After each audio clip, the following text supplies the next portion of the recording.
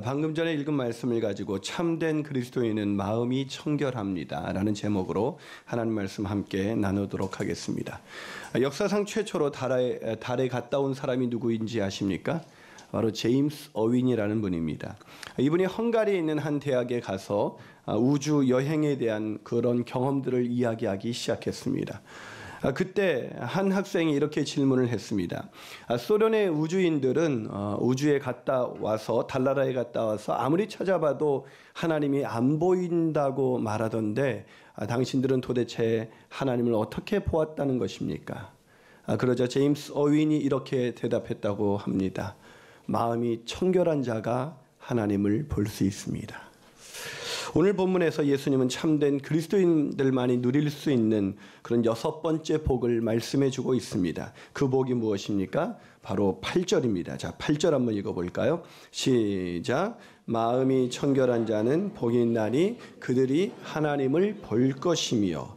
여러분, 믿는 사람과 믿지 않는 사람들, 그리스도인들과 비그리스도인들의 가장 큰 차이가 무엇이라고 생각하십니까?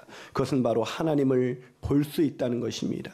그리스도인들만이 하나님을 경험할 수 있고 하나님과 교제할 수 있다는 것입니다. 이 하나님을 본다는 것은 우리 육신의 눈으로 하나님을 본다는 것이 아니라 우리가 하나님을 경험하고 하나님과 교제할 수 있게 된다는 것입니다. 그러기에 아더 핑크 목사님은 그의 책 산상수훈에서 하나님을 본다라는 것을 이렇게 설명해 주고 있습니다. 하나님을 본다는 것은 하나님께 가까이 나오게 된다는 것이며 하나님과 친밀하게 교제하게 되는 것이다. 사랑 여러분, 신앙생활한 지 오래되셨는데 하나님이 느껴지지 않으십니까? 아무리 기도해도 기도에 대한 응답이 없으셔서 답답함을 느끼십니까? 매일 큐티를 빼먹지 않고 있는데도 하나님의 살아있음이 느껴지지 않고 있습니까? 우리가 하나님의 살아계심이 느껴지고 있지 않다는 것은 우리의 마음이 청결하지 않다는 증거입니다. 우리의 마음이 이끼가 끼기 시작했고 우리의 마음에 먼지가 쌓여서 더 이상 하나님을 볼 수 있는 그런 투명한 상태가 되지 않았다는 것입니다. 성경은 오직 마음이 청결한 사람만이 하나님을 볼 수 있다고 오늘 성경은 말씀해 주고 있습니다. 목사가 아니라, 중요한 재직이 아니라, 교회에서 11조를 많이 하고 봉사를 많이 한 사람이 아니라 마음이 청결한 사람만이 하나님을 볼 수가 있다는 것입니다. 사랑 여러분, 살아계신 하나님을 경험하지 않고 있다는 것, 이것은 심각한 것입니다. 왜요? 우리의 마음이 점점 더러워져서 더 이상 하나님을 볼 수 없을 만큼 우리의 마음의 상태가 심각한 상태에 있다는 것입니다. 사랑 여러분, 그렇다면 우리가 어떻게 마음이 청결한 참된 그리스도인으로 살아갈 수가 있는 것일까요? 첫 번째 비결은 먼저 우리의 마음이 부패해 있다는 것을 깨달아야 합니다. 우리의 마음이 어떻게 되어 있다고요? 부패해 있다는 것을 깨달아야 한다는 것입니다. 자, 과연 그런지 우리가 8절을 다시 한번 같이 읽어보겠습니다. 8절입니다. 시작. 마음이 청결한 자는 복이 있나니 그들이 하나님을 볼 것이며. 자, 오늘 본문을 잘 읽어보세요. 오늘 본문을 잘 읽어보면 이렇게 되어 있지 않습니다. 행동이 청결한 자는 복이 있나니. 이렇게 되어 있지 않고 마음이 청결한 사람에게 복이 있다고 말씀해 주고 있습니다. 겉으로 드러난 우리의 행동이 아니라 우리의 보이지 않는 내면이 청결한 사람에게 복이 있다는 것입니다. 사랑 여러분, 많은 사람들이 그럼에도 불구하고 우리의 내면이 아닌 우리의 겉을 신경 쓰며 살아가고 있습니다. 그 대표적인 사람들이 바로 바리새인들과 서기관들이었죠. 자, 그들이 왜 참된 그리스도인이 될 수 없었습니까? 그들이 속을 신경 쓴 것이 아니라 겉을 신경 쓰며 살아가고 있었기 때문입니다. 그들은 자신의 겉이 남들보다 더 선하고 나름대로 깨끗해지면 자신의 속도 바뀔 것이라고 착각했던 것입니다. 그래서 다른 사람들이 따라오기 힘든 여러 가지 율법의 조항들을 만들어 놓고 그 율법의 조항들을 신실하게 지키면서 자신은 다른 사람들과는 다르다라는 그런 우월의식을 갖기 시작한 것입니다.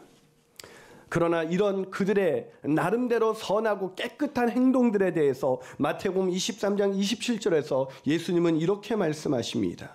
화 있을진저 외식하는 서기관들과 바리새인들이여, 회칠한 무덤 같으니 겉으로는 아름답게 보이나 그 안에는 죽은 사람의 뼈와 모든 더러운 것이 가득 가득하도다. 겉은 아름다워 보이나 그 속은 죽은 사람의 뼈와 더러운 것이 가득하다. 이것이 바로 예수님의 진단이었습니다. 사랑하는 여러분, 내가 남들보다 더 선하고 깨끗하다고 자부하는 분이 계십니까? 우리의 내면을 먼저 들여다보십시오. 성경은 행동이 깨끗한 사람이 아니라 마음이 청결한 사람이 복이 있다고 말씀해주고 있습니다. 사랑하는 여러분, 청결한 참된 그리스도인이 되길 원하십니까? 그렇다면 무엇보다도 우리 자신이 얼마나 더러운 존재인지를 먼저 깨닫게 되시는 저와 여러분이 되시기를 주님의 이름으로 축복합니다. 한 발 더 나가서 우리가 어떻게 마음이 청결한 참된 그리스도인이 될 수가 있을까요? 그 두 번째 비결은 마음이 청결하다라는 뜻을 제대로 하셔야 합니다. 마음이 청결하다는 뜻을 제대로 이해하셔야 합니다. 여러분, 우리 마음이 부패해 있다. 이것을 단 한순간만이라도 볼 수 있다면 우리는 청결하게 살려고 노력할 것입니다. 더러운 집이 더러워진 것을 보면 닦고자 하는, 깨끗하게 하고자 하는 열망이 일어나는 것처럼 우리가 더럽다는 것을 알게 되면 우리는 깨끗하게 씻으려고 그렇게 노력을 할 것입니다. 그런데 문제는 우리가 청결하다는 뜻이 무엇인지 모르기 때문에 우리가 깨끗한 줄 안다는 것입니다. 왜 우리가 깨끗하다고 오해하면서 살아가고 있는 것일까요? 그것은 청결하다는 말의 뜻을 오해하고 있기 때문입니다. 이 청결하다는 뜻은 그저 내가 다른 사람들보다 더 선하게 살려고 노력하는 것이다라는 뜻이 아닙니다. 내가 가끔 수도원에 가서, 가끔 기도원 같은 데 가서 내 마음을 깨끗하게 정리하는, 그저 마음의 찌꺼기들을 내면 속으로 가라앉힌 것을 의미하는 단어가 아닙니다. 여기서 청결하다, 그런 것은 내가 다른 사람들보다 좀 더 나은 행동을 하기 위해서 노력한다라는 뜻이 아니라는 말입니다. 그렇게 오해했던 사람들이 누굽니까? 바로 바리새인들과 서기관들입니다. 그들은 겉을 깨끗하게 하면, 자신들이 다른 사람들보다 좀 더 깨끗해지려고 노력하면 자신들이 청결해진다라고 착각을 했습니다. 나름대로 다른 사람들보다 선하게 사는 것, 그것이 청결한 것이다라고 오해한 것입니다. 그건 청결이 아닙니다. 그렇다면 청결하다, 이것은 도대체 무슨 뜻일까요? 이 청결하다라는 단어는 카타로스라는 단어입니다. 헬라어로 카타로스라는 단어인데, 이 단어는 청결하다, 순수하다, 깨끗하다라는 단어로 이렇게 번역이 될 수 있습니다. 더 쉽게 말씀드리면 순수하다라는 단어를 주목하세요. 그래서 이 단어가 언제 쓰여졌냐면, 첫 번째로 깨끗이 세탁한 옷을 의미할 때 사용합니다. 두 번째는 100% 순금이나 100% 순수한 물을 가리킬 때 사용합니다. 세 번째는 돌이나 티를 완전히 골라낸 순수한 알곡을 가리킬 때 사용합니다. 네 번째는 빛을 다 갚고 완전히 자유로워진 상태를 의미합니다. 그리고 마지막으로 다섯 번째는 죄에서 완전히 자유해진 상태를 의미합니다. 자, 청결하다, 이것이 무슨 뜻입니까? 그것은 내 안에 불순물이 하나도 없다, 이물질이 하나도 없다, 이물질과 같은 죄와 허물이 나에게는 0.001%도 존재하지 않는다. 그것이 바로 청결하다라는 의미입니다. 그렇다면 우리 중에 누가 청결할 수가 있을까요?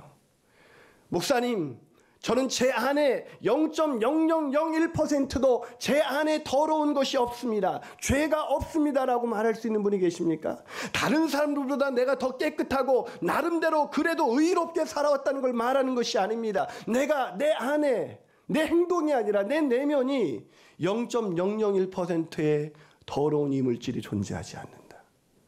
그것이 바로 청결입니다. 사랑하는 여러분, 누가 청결해질 수 있을까요? 그러기에 사도 바울은 로마서 7장 24절에서 이렇게 고백합니다. 오라, 나는 곤고한 사람이로다. 이 사망의 몸에서 누가 나를 건져낼 수가 있을까? 오라, 나는 곤고한 사람이로다. 이 사망의 몸에서 누가 나를 건져낼 수 있을까? 사도 바울이 깨끗해지려고 노력하면 노력할수록 자신이 깨끗해지지 않다는 것만을 확인할 뿐입니다. 자신이 선하게 살려고 노력하면 노력할수록 자신이 얼마나 악한지를 볼 수밖에 없었던 사도 바울의 고백이 오라 나는 곤고한 사람이로다. 이 고백이 있는 사람이야말로 청결함에 대한 갈망을 가진 사람입니다. 다른 사람보다 더 깨끗하게 살기 위해서, 더 선하게 살기 위해서 노력하는 사람이 그리스도인이 아니에요. 오라 나는 곤고한 사람이로다. 자신의 더러움을 제대로 보고 자신의 사망의 늪에서 헤매고 있다는 것을 발견할 때 우리는 주님 앞으로 갈 수가 있는 것입니다. 사도 바울이 왜 이런 고백을 했을까요? 로마서 그 앞절에 7장 19절에서 21절에 보면 사도 바울이 이렇게 고백하고 있습니다. 여러분 한번 같이 읽어볼까요? 있습니다. 19절에서 21절 시작. 내가 원하는 바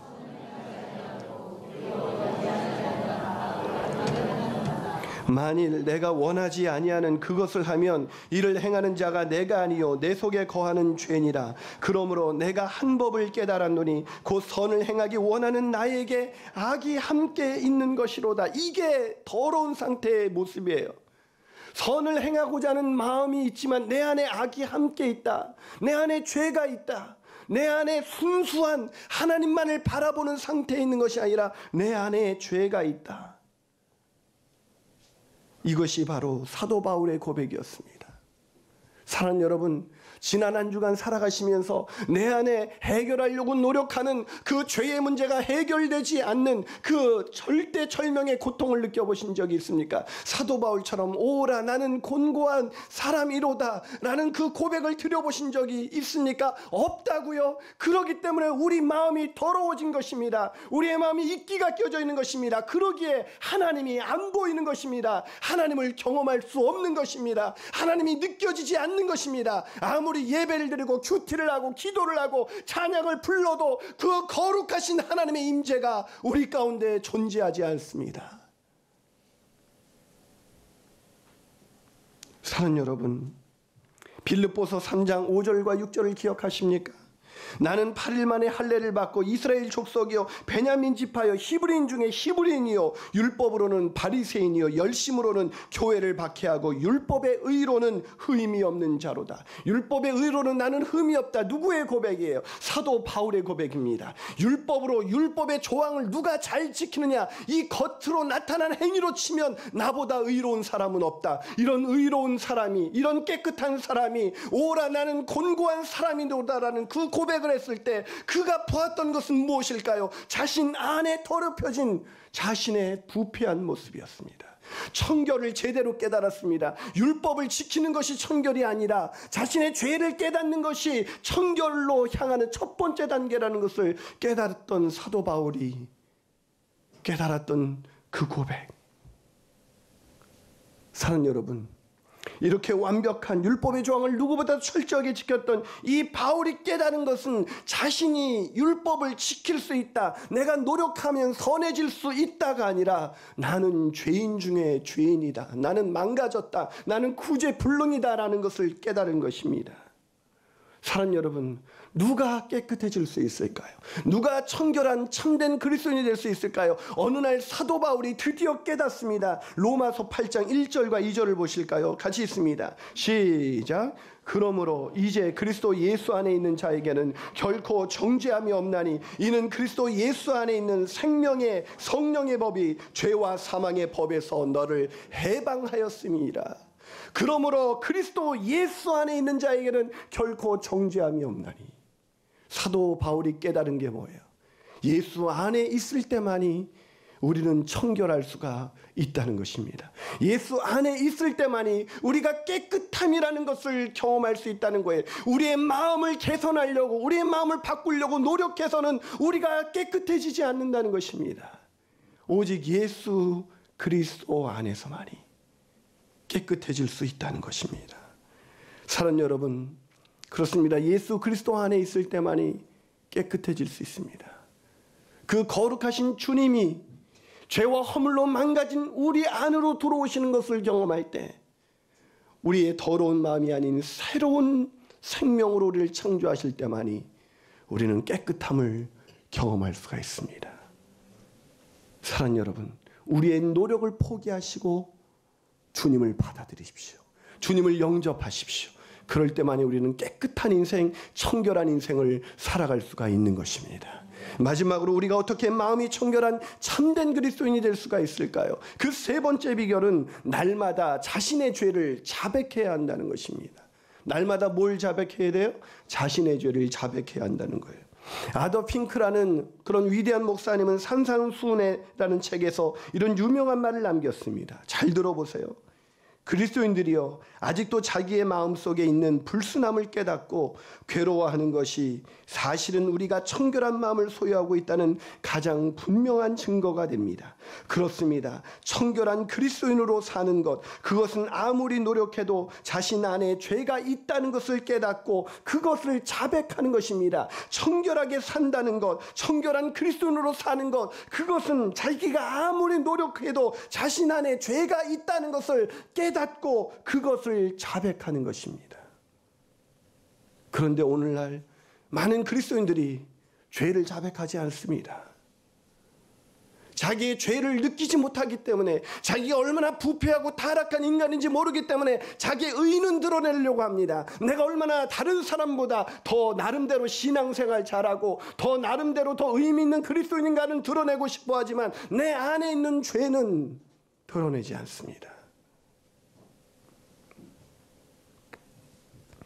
사랑하는 여러분, 제가 여러분에게 종종 제 자신의 모습을 아주 조금씩, 그야말로 빙산의 일각을 보여주고 있습니다. 그럴 때 여러분은 야, 우리 목사님 참 솔직하다라고 말씀하실지 모르지만 전 그렇게 솔직한 것이 아닙니다. 다 보여줬다면 여러분은 더 이상 저를 가까이 할 수 없을 것입니다. 그런 우리가 청결해질 수 있는 유일한 방법, 예수 그리스도 안에 있는 사람이 고백하게 되는 유일한 고백은 내 의를 드러내는 것이 아니라, 예수 안에 있는 사람의 특징은 자신의 의를 드러내는 것이 아니라 자신의 죄를 자백한다는 것입니다. 요한일서 1장 9절을 기억하십니까? 한번 같이 읽어볼까요? 있습니다. 시작. 만일 우리가 우리 죄를 자백하면 그는 미쁘시고 의로우사 우리 죄를 사하신다는 것입니다. 어떻게 깨끗해질 수 있다고요? 우리 죄를 자백하면, 만일 우리가 우리 죄를 자백할 때 그는 미쁘시고 의로우사 우리를 모든 불의에서 우리를 깨끗하게 하신다는 것입니다. 사랑하는 여러분, 우리 스스로의 노력이 아닌 이미 깨끗해진 사람들에게 하신 말씀입니다. 이 구절이 이미 예수님을 믿고 예수 안에서 깨끗해진 사람들에게 하신 말씀이라는 거예요.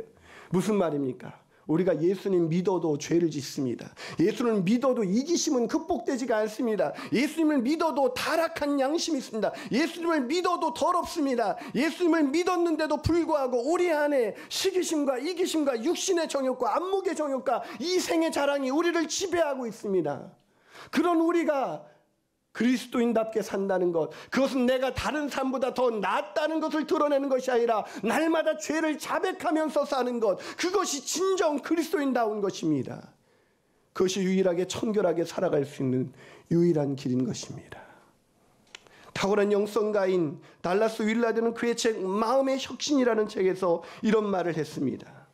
수년 전 전국적으로 유명한 남부 캘리포니아의 세 목사가 성범죄를 저지른 것이 몇 주에 걸쳐 대중에 발표되었다. 소위 뉴스거리다. 그러나 문제는 결코 섹스만이 아니다. 믿는다는 그리스도인들 속에서 허영심, 이기주의, 적대감, 두려움, 무관심, 노골적 비열함 따위를 얼마든지 찾아볼 수가 있다.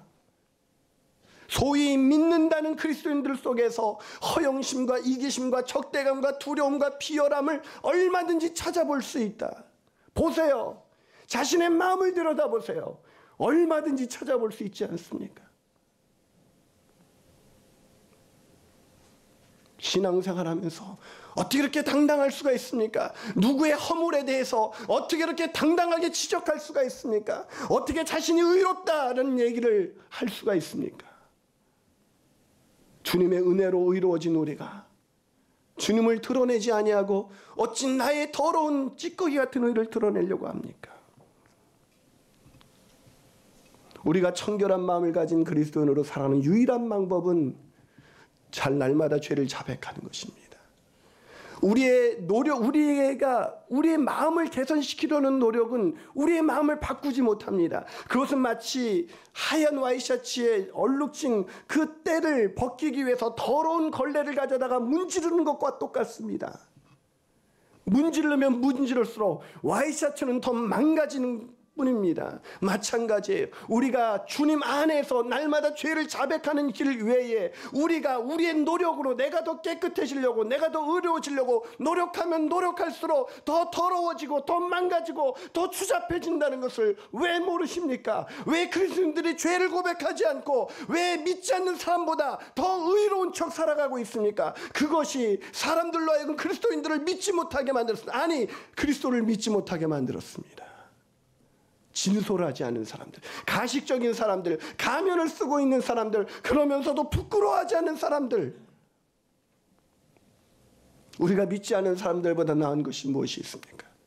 우리가 은혜로 구원받았다는 이 일 외에 우리가 내세울 수 있는 것이 무엇이 있습니까? 주님의 은혜로, 전적인 은혜로 구원받은 것이지 우리의 행위의 노력이 단 한 점이라도 무엇이 있었습니까? 그럼에도 불구하고 신앙생활을 하면서, 가정생활을 하면서 옆 사람을 용납하지 못하고 자신의 의와 분을 드러내는 우리의 이런 추악한 모습을 아시고도 이런 우리를 깨끗하게 여기신 주님 안에서 우리가 구원을 얻었습니다.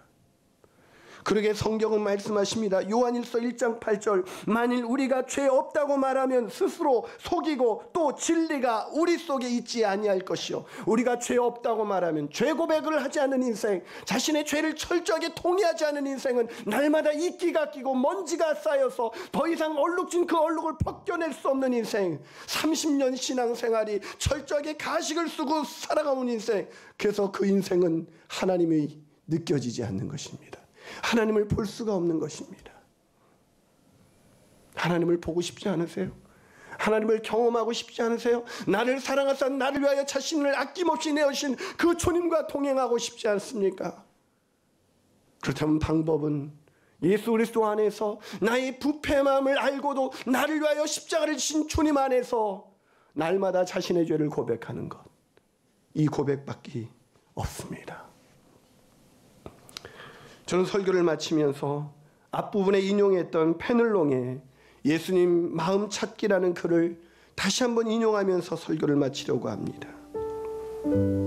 그분은 우리에게, 아니 저 설교를 준비하는 저에게 이렇게 말했습니다. 당신은 정말로 자신이 관대하며 자신보다 다른 사람들을 더 살피고 있다고 생각하십니까? 당신은 자신을 다른 사람을 희생적으로 사랑하는 이타적인 사람이라고 생각하고 싶어 합니다. 이런 종류의 생각은 당신을 서서히 독살시킬 것입니다. 왜냐하면 그 생각 때문에 당신은 자신이 아직 자기 자신을 위해 살고 있는 연약한 사람들보다 더 낫다고 생각할 것이기 때문입니다. 물론 당신의 친구들은 당신이 놀랍고 멋진 사람이고 이기심이 없다고 하겠지요. 이기심을 전혀 가지지 않았다고 칭송을 받는 것보다 이기심에게 더 달콤한 것이 무엇이 있겠습니까?